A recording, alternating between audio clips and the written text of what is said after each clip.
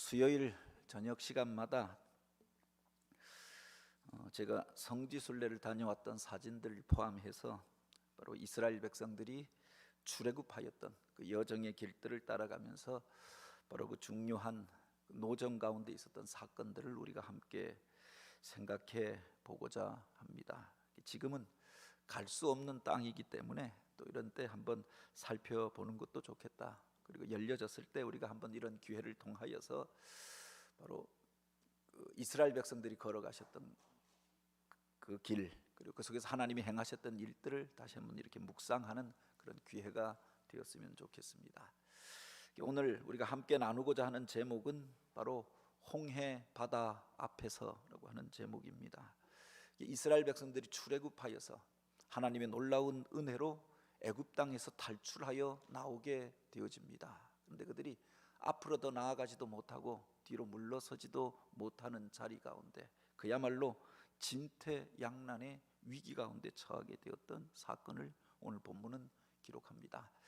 이스라엘 백성들이 가나안 땅에 가서 거주하였던 것이 고센 땅이다라고 하였습니다. 나일강 하류에 그렇게 기름진 땅, 그것을 요셉을 통하여서 얻고 그곳에서 400년 동안 머물러 살면서 번성하게 되어졌던 것 아닙니까? 지도를 통해서 보면 가나안 땅에서 애굽으로 들어가면 가장 먼저 만나는 게 바로 나일강과 그 기름진 땅이 바로 고센 지역이었습니다. 그곳에 이스라엘 백성들이 거주하였고 언제든 나올 수 있도록 그곳에서 준비되어졌던 거죠. 그런데 이스라엘 백성들이 탈출하여 나와서 가장 가깝게 갈 수 있는 길은 이 해안길이었습니다. 과거에 아브라함이 내려갔던 그 길이고 이삭이 내려가다가 중간에 멈췄던 길이었고 또 야곱과 그 가족들이 내려갔던 그 길, 그리고 바로 중근동에 그 상인들이 오고 가던 그 길이 바로 해안가에 있는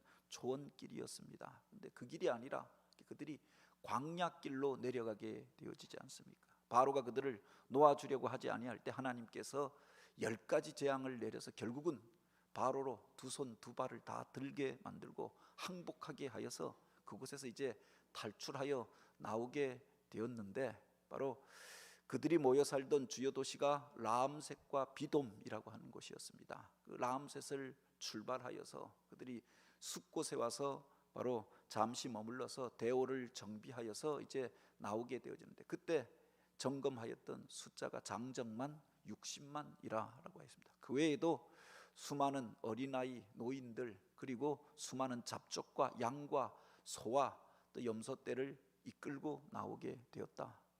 애굽에서 430년을 머물다가 나오게 되어졌음을 기록하지요. 그런데 그들이 그 지름길로 간 게 아니라 해안길로 과거의 조상들이 애굽에 내려갈 때 이용하였던 그 대해 옆으로 나 있는 해안의 그 초원길로 내려간 것이 아니라 하나님께서 그들을 광야길로, 메마른 그 남쪽의 광야길로 홍해로 이어지는 그 길로 인도하였다라고 하는 겁니다. 그리고 오늘 본문에 보면은 그들이 이제 정착하게 되어졌던 것을 기록하는데 여기 중요한 지명들이 나옵니다. 숫곳이라고 하는 것이 나오고 광야 끝 에돔에 장막을 쳤다라고 하였습니다. 하나님께서 구름 기둥과 굴 기둥으로 그들을 인도하시니 그 표식을 따라서 내려가는데 하나님께서 이제 가나안으로 가는 그 지름길이 아니라 그 초원길, 그 해안길이 아니라 광야로 메마른 땅으로 자꾸 내려가는 겁니다. 길이 없는 곳으로 그들을 인도하시는 것처럼 보여졌다라고 하는 겁니다. 그들이 갔던 그 광야길이 어디일까? 물론 보면은 그 애굽에서 가나안으로 이어지는 그 해안길은 그 평야이면서 산이 없고 평탄한 길입니다. 그 길로 보통 사람들이 다녔죠. 그런데 남쪽으로 내려오는 그 광야가 있고 시나이 반도가 있는 이곳으로 내려가게 하였다라고 하는 겁니다. 내려가다가 그들이 만난 곳이 바로 홍해가 아니었습니까? 오늘 본문에 보면은 그들이 이제 이르게 되어졌던 곳, 마지막으로 진치게 되어졌던 것에 대하여 기록하는데 이스라엘 자손에게 명령하여 돌이켜 바다와 믹돌 사이에 비하히롯 앞 바알스본 맞은편 바닷가에 장막을 치게 하라. 그 이스라엘 백성들로 내려가게 했는데 광야로 맞닿아 있는 길로 내려가다가 바닷가에 그들로 장막을 치게 하였다라고 하는 겁니다. 그들의 그곳에 있다라고 하는 소식을 바로가 듣게 되어지면 이제 그들이 그 땅에서 멀리 떠나 광야에 갇힌 바 되었다 생각하고 쫓아오게 될 것이다. 오히려 바로를 끌어들이려고 한 것처럼 그 바닷가 앞으로 이스라엘 백성들을 몰아갔고, 그 이야기를 듣고 바로가 마음이 변하여서 이제 그 애굽 땅에서 기간 노동력을 이루고 있었던 사람들이 바로 히브리 노예들이 아닙니까? 그들을 사로잡기 위하여 바로의 그 병사들이 병거를 타고 쫓아오게 되었다라고 하는 겁니다. 그래서 이제 뒤에는 그 바로의 군대가 쫓아오고 앞에는 바다가 놓여져 있는 그 막다른 길에 그들이 거하게 되어졌던 거죠. 이른바 위기일발의 그 순간을 기록하고 있습니다. 이스라엘 백성들이 갔던 그 출애굽의 경로가 어떻게 되어지느냐, 그들이 건넜던 그 바다가 어디냐에 대하여서는 여러 가지 이론들이 있습니다. 뭐 1차적으로는 그 북쪽으로 해안길이 가는 길인데 가다가 앞에 대해에 그 반도 쪽으로 조금 올라가서 거기서 바다를 건넜던 게 아닌가, 이런 주장도 있지요.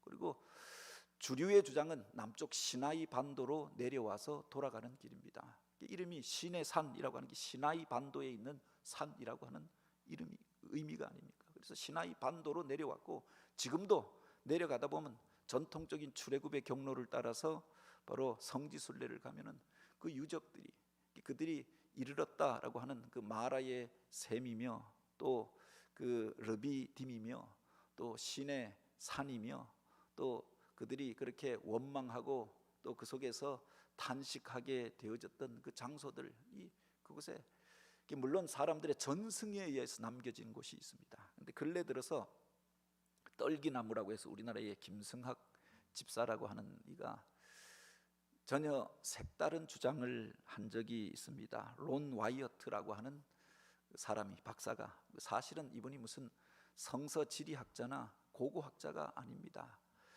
그런데 그가 이제 먼저 주장하였던 것이고, 또 우리나라의 한의학자인데 사우디에서 그가 거주하면서 여행하다가 보니까 여기가 시내산이 아닌가, 여기가 이스라엘 백성들이 걷는 곳이 아닌가, 그러면서 떨기나무라고 하는 책을 써서 그 주장을 하였습니다. 요새 인터넷을 보면은 시내산이 그 산이 아니다, 이스라엘 백성들이 건넜던 홍해가 그 바다가 아니다라고 하는 주장들을 하는 목사님들이 많이 있습니다. 그런데 사실은 일반적인, 그리고 성서 고고학자들이, 그리고 지리학자들이 이야기하는 것들은 그것은 그야말로 학설로도 인정받지 못하는 특별한 독특한 주장에 불과하다. 그래서 전통적인 이야기들을 우리가 한번 살펴보는 게 필요하고요. 사실은 여러 가지로 다음에 시내산을 이야기할 때도 한번 그 시내산과 그들이 이야기하는 라오스산, 사우디아라비아에 있는 산, 그래서 그들이 말하는 그 시내산은 사우디아라비아에 있는 라오스 산이다. 이스라엘 백성들이 건넜던 홍해는, 물론 홍해가 똑같습니다. 홍해가 들어오다가 갈라지는데 한쪽은 수에즈만으로, 수에즈 운하로 올라가는 수에즈만이 있고, 반대쪽은 사우디아라비아랑 바로 이 시나이 반도를 가루는 아카바만이 있습니다. 그런데 이 수에즈만을 건넌 게 아니라 아카바만을 건넌 것이다 라고 그들이 그렇게 주장하죠. 그러니까 전통적으로 생각하던 것이랑 전혀 다른 주장을 하니까 호기심에, 저도 떨기나무라고 하는 책을 봤고 또 유튜브를 통해서 그가 주장하는 것들을 살펴보았는데, 일면 호소력이 있고 귀가 솔깃하는 주장들이 있는데, 우리가 일반적인 주장, 이 기독교라고 하는 게 그냥 생긴 종교가 아니잖아요. 그 이전에 바로 유대교를 통하여서 모세 때로부터 내려오던 전승이 있었고, 또 기독교가 생기고도 2000년이 지나서 동방정교회와 가톨릭과 또 개신교의 수많은 신학자들이 검증하고 찾아가고 인정하였던 주류의 학설이 있는 겁니다. 근데 지금 와서 어떤 사람이 고고학자도 아닙니다. 성서 지리학자도 아닙니다. 성경 구약 학자도 아닙니다. 그냥 의학을 전문하던 의학을 공부하던 한의학을 공부한 분인데, 그곳에 가보니까 저 산이 위에가 시꺼먼데 저기 신의 산이 아닐까, 그 앞에 바다가 있는데 모세가 기거했다라고 하는 전승이 있더라. 사실은 미디안 땅을 보고 와서 그렇게 주장하는 것이다라고 생각합니다. 그런데 어찌되었든 전통적인 주장과 다른 여러 가지 이설들이 있죠. 홍해 바다에 대한 이설도 있다라고 하는 겁니다. 이스라엘 백성들이 건넜다고 하는 그 홍해가 어디일까에 대해서도 많은 사람들이, 그리고 또 그들이 바다를 건너게 되어졌던 그 현상이 어떤 현상이었을까, 여기에 대해서 연구하고 또 여러 가지로 주장하는 이들이 있죠. 그런데 우리가 기억해야 할 것이 지형이 변했을 수 있다라고 하는 겁니다. 지금 뭐 우리가 살고 있는 이 광명 땅도 지형이 100년도 안 지났는데, 우리 교회 역사가 불과 50년밖에 되어지지 않았는데 지형이 많이 변했다고 이야기. 목감천이 지금 이렇게 바르게 흘렀던 것이 아니라 꾸불꾸불 흘러서 옛날에 보가 터져서 물이 이렇게 넘치기도 하였고, 지금 보면은 안양천이 반듯하게 물이 내려가는데, 보면은 제가 놀란 게 안양천 이쪽인데 금천구에 있는 무슨 교단의 성은교회인가, 교회는 구로감찰인데 광명감찰이 아닌데 그렇게 주소도 금천구로 돼 있는데 이쪽에 있더라고요. 근데 광명인데 또 저쪽에 구로구 쪽에 또 그 땅이 있더라고요. 옛날에는 안양천이 꾸불꾸불 흘렀던 것 아닙니까? 그런데 그 강 물줄기가 바뀌어지면서 지명도 바뀌어지게 된 거죠. 그런데 이 성경 속에 나오는 이 이야기는 지금으로부터 3,500년 더 이전에, 3,600년 전에 있었던 사건이었다. 홍수가 나도 수도 없이 났고, 또 많은 이 시나이 반도가 있는 이곳이 지진대가 있는, 화산대가 지나가는 지역입니다. 땅이 흔들리는 사건도 몇 번에 걸쳐서 있었다라고 하는 겁니다. 그래서 성경 속에 등장하는 어떤 사건을 바로 그때 화산 폭발이나 또 지진이 일어났던 사건과 연결하여서 생각하는 이들도 있죠. 그러니 지형이 변하지 않았겠습니까? 물줄기가 바뀌지 않았겠느냐. 그래서 그것을 우리가 전제로 하고, 제가 사는 제 고향인 강릉에 가면은 지명을 통해서 추정해 볼 수 있는 데가 있습니다. 강릉에 그 옛날 무슨 이율곡 선생 집이 있고, 신사임당에 이제 그 집이 있는 오죽헌이라고 하는 곳이 있는데, 오죽헌에 과거에 이율곡 선생이 쓴 뭐 글에 보면은 바로 그 경포호수를 건너서 강릉에 대하여서 이야기하고, 강릉 북쪽에 북촌에 사는 경포호수 북쪽에 그 집이 있었음을 이야기합니다. 그런데 지금은 보면은 경포호수가 작고 한참 위쪽에 오죽헌이 있고, 강릉 시내에서 그냥 길로 가면 반듯하게 갈 수 있는 길이거든요. 근데 옛날에는 그 앞까지 호수가 있었다라고 하는 것을 그 글을 통해서, 심사임당이나 이율곡 선생의 글을 통해서 알 수가 있죠. 강릉의 제일 부잣집이라고 하는 데가 경포호수 건너편에 성교장이라고 하는 데가 있습니다. 지금은 차 타고 다 가지요. 그런데 옛날에는 강릉에서 배를 타고 건너가야 그 마을에 갈 수 있었다. 그래서 배다리 마을이라고 하고, 그것을 한자로 성교장이라고 이야기합니다. 그런데 호수가 점점 작아진 겁니다. 물이 자꾸 내려와서 그렇게 늪이 생기다가 호수가 작아지고, 그래서 지금 호수는 옛날 경포호수에 비하면 한 5분의 1에 불과하다라고 이야기하죠. 불과 100년이 지나고 200년만 지나도 지형이 변하는데 3,600년이 지났는데 지형이 변하지 않았겠는가. 이것을 우리가 전제로 해서 지금의 기준을 가지고, 지금의 국경선을 가지고 그렇게 과거의 것들을 해석할 때 오류를 범할 수 있다고 하는 거죠. 왜 이런 주장을 하냐라고 하면, 거기 김승학 집사님 이런 분들이 이야기하는 게, 지금 시나이 반도는 지금은 이집트 영토거든요. 출애굽하였는데 어떻게 여전히 시나이 반도에 머물러 살 수 있느냐? 거기는 애굽 군대가 쫓아올 수 있는 곳이 아니냐? 애굽의 영토가 아니냐? 그러니까 그들이 출애굽했으니까 시나이 반도를 건너서 아라비아 쪽 정도 건너가야 되지 않겠느냐? 뭐 이렇게 이야기하는 겁니다. 근데 지금 국경선이 시나이 반도가 이집트 땅이지만 일반적으로 바로 지금 수에즈 운하가 있는 그곳까지가 애굽의 영역으로 보는 거지요. 그리고 수에즈 운하가 있는 이곳에 그 상류를 보면은 지금은 여러 호수들이 있습니다. 그런데 옛날에는 바로 이 홍해 바다가 더 깊게, 더 길게 이어져 있었을 것이다라고 일반적으로 추정하지요. 그 중에 어느 지점을 이스라엘 백성들이 건넜을 것이다. 땅이 바람이 불어서 물결이 밀려나고, 그래서 백성들이 걸어서 걸을 수 있었던 곳이니까 그 수심이 얕은 곳이 아니었겠습니까?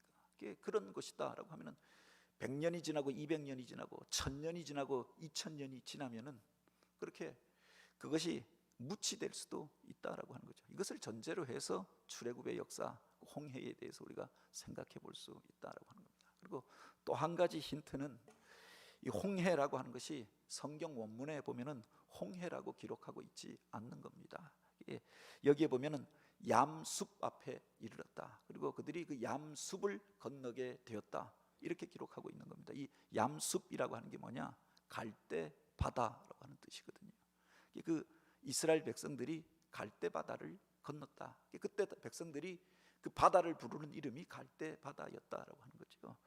그래서 이 홍해 바다랑 있다 있었던 그곳들을 가리켜서 바로 그렇게 호칭하였던 것으로 해석합니다. 그런데 홍해라고 우리가 해석했던 것들은 여기에 이자가 하나 더 붙어져서 레드시가 되어졌던 거죠. 그래서 이 호칭에서부터 우리가 한번 그들이 건넜던 바다와 그 땅에 대해서 생각해 볼 수 있다라고 하는 겁니다. 한번 이렇게 생각해 보면 제가 주장하는 전통적인 성서학자들이 주장하는 경로가 바로 이것입니다.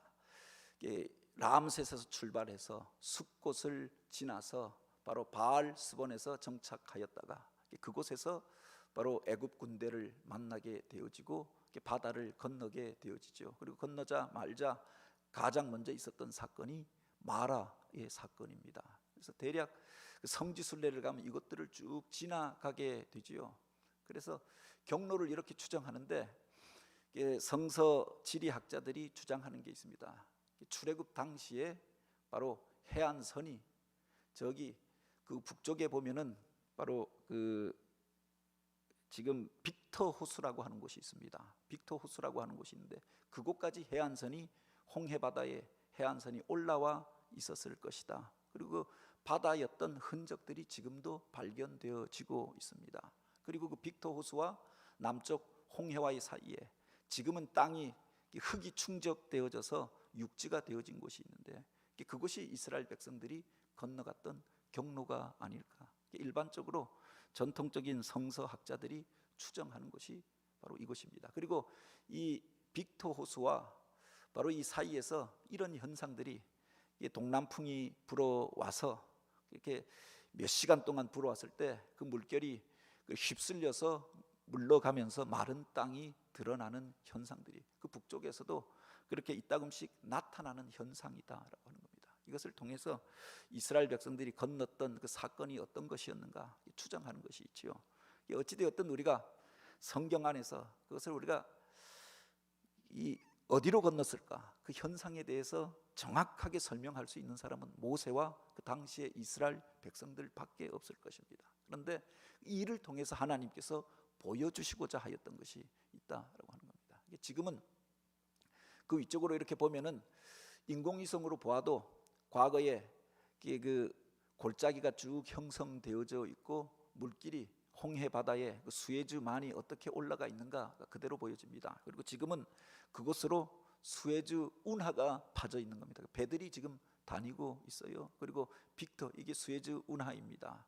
적어도 이스라엘 백성들이 지금 운하가 파 있는 이곳을 건너갔을 것이다라고 생각하는데 그 수에즈 운하가 연결되어져 있는 곳에 이 빅터 호수라고 하는 곳이 있습니다. 이 빅터 호수의 남단 부분이나 이 수에즈 운하로 연결되어져 있는 이곳으로 건넜을 것이다라고 대부분의 성서학자들이 그렇게 해석하는 겁니다. 그런데 오늘 본문에 보면 그렇게 기록하고 있죠. 바로가 가까이 올 때 바로 그들이 애굽 사람들이 그들을 향하여 쫓아오는 것들을 보면서 이스라엘 백성들이 심히 두려워하였다라고 하였습니다. 당장 앞에는 바다가 있고 그 뒤에는 바로 애굽의 군대가 쫓아오고 할 때 두려워하지 않을 사람이 누가 있었겠나? 앞에 길이 보이지 않잖아요. 지금은 길이 보여지고 지금은 사람들이 차 타고 건널 수 있는 길이다라고 하지만 3600년 전에는 보이지 않던 길이었다라고 하는 겁니다. 그 앞에서 그들이 두려워하였는데 그런데 그럼에도 불구하고 물론 그 뒤에 보면 원망하는 말도 나오고 불평하는 말도 나옵니다. 왜 우리를 그곳에서 끌어내어서 이곳에서 죽게 만들었느냐 원망하는 사람들도 있었지만 중요한 것이 두려움에 사로잡힌 것이 아니라 그때 여호와 앞에 그들이 부르짖어 구하였다라고 하는 겁니다. 이제 죽게 되어졌다. 마음속에서 불평이 일어날 때, 마음속에 이와 같이 두려움이 찾아오게 되어졌을 때 어떻게 해야 하느냐. 그래서 어떤 사람을 향하여 공격하고 원망하고 공격적인 행동으로 나아간 것이 아니라 바로 그 문제를 가지고 하나님 앞에 부르짖어 구하였다라고 하는 겁니다. 여기서 기적이 일어나게 되어지고 여기서 놀라운 사건이 일어나게 되어졌던 것 아닙니까? 오히려 하나님께서 그곳으로 그들을 이끄셨던 이유가 있었던 거지요. 이스라엘 백성들로 완전히 애굽의 경계를 넘게 하시고 하나님이 행하시는 일들을 보게 하시기 위하여 애굽 사람들이 다시는 이스라엘 백성들을 쫓아와서 그들을 사로잡아가고 또 그들을 괴롭히지 못하도록 바로 경계로 삼고자 하여서 오히려 평탄한 길이 아니라 바로 이 남쪽 광야길로 홍해 바닷길로 인도하셨다라고 하는 겁니다. 그 뒤에 보면은 이제 모세가 그들을 향하여 외쳤던 말이 있지요. 너희는 두려워하지 말고 가만히 서서 여호와께서 오늘 너희를 위하여 행하시는 구원을 보다. 그때 오늘 우리 가운데 두려움이 찾아올 때 계속하여서 무엇하고 떠들다 보면은 실수를 하게 되는 것 아닙니까? 불신의 말들을 내뱉고 또 그 불신의 말들이 전염이 되어지고 그래서 범죄하게 되어지는 거죠. 오히려 그들을 향하여서 그 자리 가운데 하나님 앞에 너희가 구하였다라고 하면, 하나님 앞에 기도하였다라고 하면 이제 하나님이 행하시는 일들을 기다리라. 바로 여호와께서 너희를 위하여 싸우시리니 너희는 가만히 있을지어다라고 하였습니다. 오히려 어떤 때에는 하나님 앞에 기도한 다음에는 그 다음 믿는 자에게 필요한 게 무엇이냐? 기다리고 기대하는 것 아닙니까? 이제 하나님께서 어떻게 역사하실 것인가 기대하고 기다리는 것들이 필요하죠. 많은 사람들이 이것을 잘 못하잖아요. 힘든 일이 있으면은 부르짖기는 잘합니다. 좀 하나님 계시면 좀 들어주십시오. 하나님 좀 살려주십시오. 하나님 도와주십시오. 그런데 기다리지 못하잖아요. 그리고 금방 응답이 주어지지 않으면 기도의 자리, 신앙의 자리, 예배의 자리, 사명의 자리를 떠나버리는 겁니다. 아주 불신자처럼 행동하고 또 그렇게 하나님을 향하여 오히려 원망하고 또 하나님을 향하여 대적하는 자리까지 이르게 되는 것 아닙니까? 성경에 보면은 하나님께서 믿음의 사람들에게 요구하셨던 것이 먼저 기도하게 하시고 그 문제를 하나님 앞에 아뢰게 하시고 맡기게 하시고 그 다음에는 너희가 침묵하라라고 말씀하시는 거죠. 이스라엘 백성들이 가나안 땅에 들어가서 여리고를 점령할 때 그들에게 주셨던 명령이 무엇인가? 먼저 성결하게 하라라고 하시고 너희가 침묵하라라고 부탁하셨던 겁니다. 7일 동안 침묵하면서 하나님이 행하실 일들을 기다리고 기대하고 기도하게 하였던 거지요.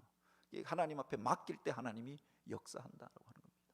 우리 기도 가운데 부르짖는 기도가 필요합니다. 내 마음에 두려움이 찾아왔을 때 걱정되고 염려되는 일들이 있을 때 하나님 앞에 그것을 맡기는 기도, 부르짖는 기도, 또 믿음의 기도가 필요하죠. 그것이 진짜 믿음의 기도였다라고 하면 그 다음에는 침묵하면서 바라보는 기도가 필요하다라고 하는 겁니다. 그래서 관상기도라고도 이야기하고 침묵기도라고도 이야기하는데 그 기도를 더 깊은 기도라고 이야기하죠. 처음 하나님 앞에 내 문제를 아뢰입니다. 그 다음에는 하나님의 뜻을 구하고 하나님의 방법을 구하고 하나님의 응답을 듣기 위하여서 조용히 침묵하는 시간들이 우리들 가운데 필요한 것 아닙니까? 그때 하나님의 음성을 듣게 되고 그때 하늘의 기적을 체험하게 되고 하나님의 만지심과 치유를 우리가 경험하게 되는 거죠. 그래서 그렇게 이야기합니다. 낮은 기도와 깊은 기도의 차이에 대하여 낮은 기도는 바로 그 거울에 비유하여서 이야기합니다. 거울 앞에 서면 내 것만 보이잖아요. 그래서 거울 앞에 세워놓고 보면은 내 속에 있는 문제들이 보이니까 회개하기도 하고 부르짖기도 하고 무엇을 달라고 구하기도 하고 내 속에 있는 문제들을 가지고 내 욕망들을 해결하기 위한 기도로 하나님 앞에 나아갑니다. 어린아이의 기도가 그렇잖아요. 내 것을, 내 먹을 것을, 나에게 필요한 것을 달라고 구하는 겁니다. 그런데 깊은 기도, 더 높은 차원의 기도는 바로 창과 같아라고 이야기했습니다. 우리가 창 앞에 서면은 밖의 것들이 보여지잖아요. 자연 만물이 보여지고 지나가는 사람들이 보여지고 하나님이 행하시는 일들이 보여지는 것 아닙니까? 그 속에서 하나님을 찬양하게 되고 하나님의 임재로 인하여 기뻐하게 되고, 그래서 하나님이 지으신 창조 세계를 향하여서 우리가 바라보며 찬송하게 되어지는 거죠. 우리의 기도가 낮은 차원에서 깊은 차원으로 들어가는 게 필요하다. 이스라엘 백성들이 위기에 몰리게 되어졌을 때 부르짖습니다. 부르짖는 그들을 향하여 이제 하나님이 행하실 일들을 기대하며 너희가 가만히 서서 하나님이 행하시는 구원을 보라라고 했습니다.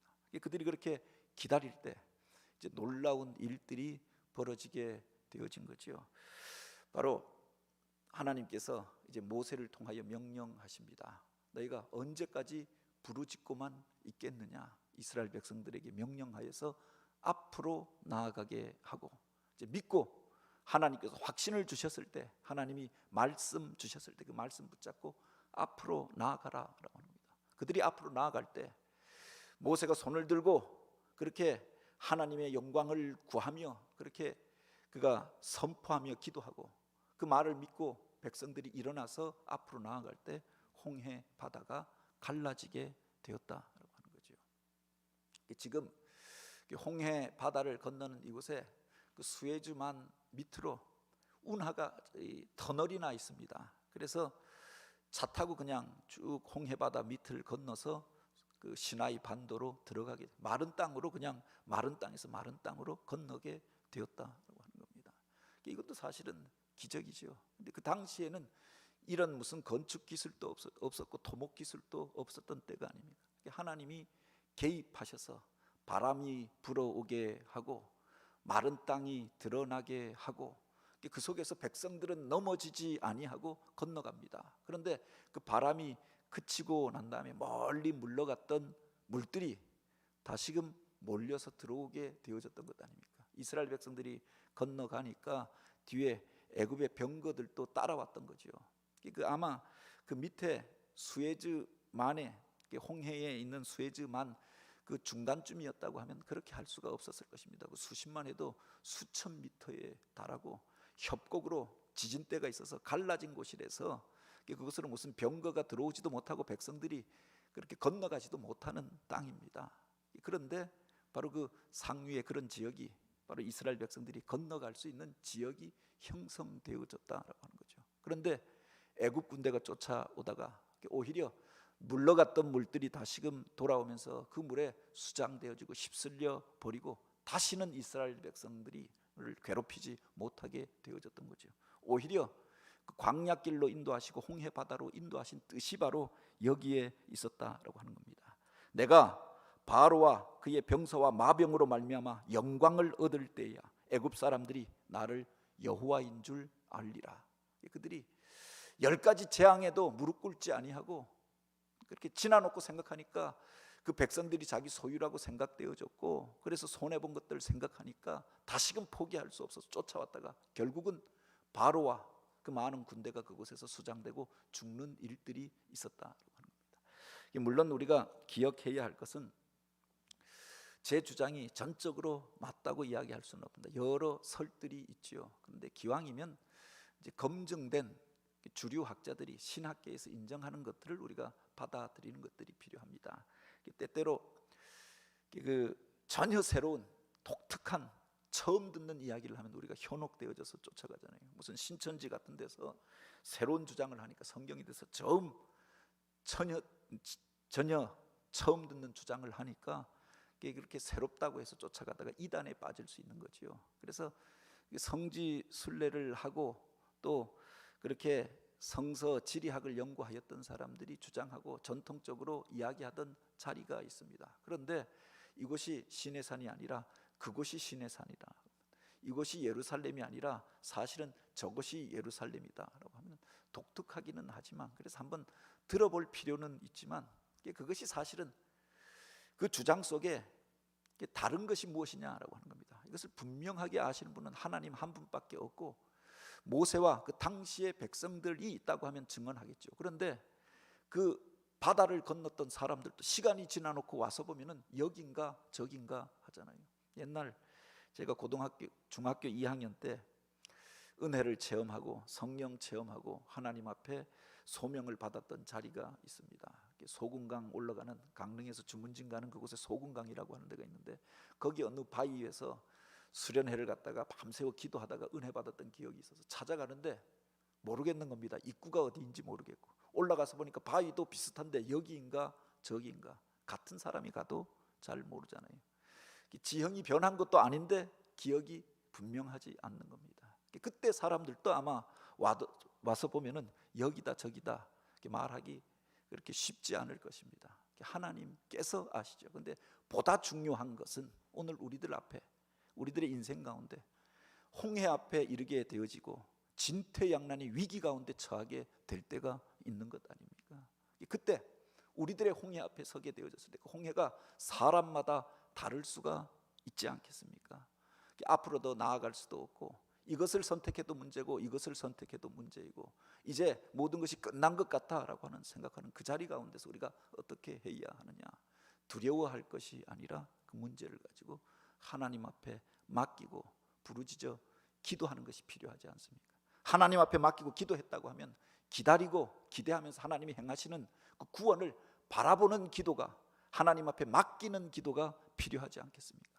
그리고 그게 전부가 아니라 하나님께서 확신 주셨을 때, 말씀을 주셨을 때 그냥 앉아 있으면은, 그렇다고 해서 하나님이 행하시고 바다에 물을 열었는데도 그냥 앉아 있다고 하면 애굽 군대에게 짓밟혀 죽고 말지 않겠습니까? 믿음으로 이제 앞으로 나아가는 겁니다. 나아가서 그들이 그 바다를 향하여 나아갈 때 바다에 길이 생기고 열려지고 건너게 되어졌다라고 하는 거죠.